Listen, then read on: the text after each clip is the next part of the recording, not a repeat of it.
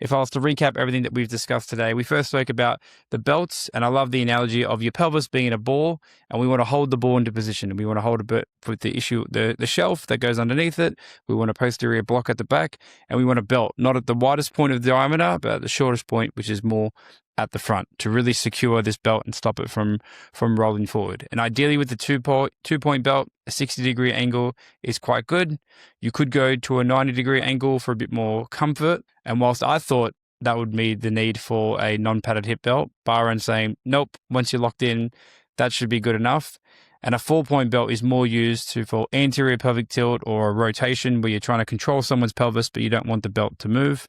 And that's what the lower strap could be. We also covered the ISO standards for vehicle positioning and knowing that, there's developing standards around there. And then whether it be 6-point or 4-point will be up to the manufacturer. But most people would do a 4-point tie down.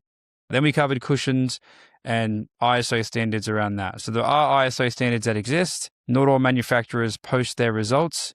Permobil has. Shouts out to Permobil. We encourage any other manufacturers to get amongst it so people can have some tangible, hard, quantitative data around wheelchair cushions. But essentially, when you are trialing a cushion, if you're not sure what to do, focus on function.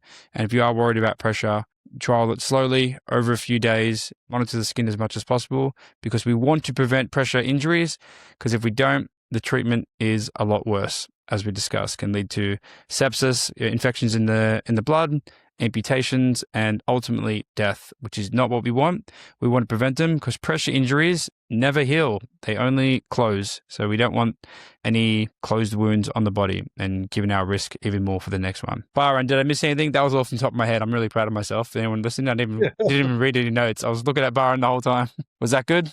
I'm glad I got the key messages across. Thank you very much for your brilliant resume.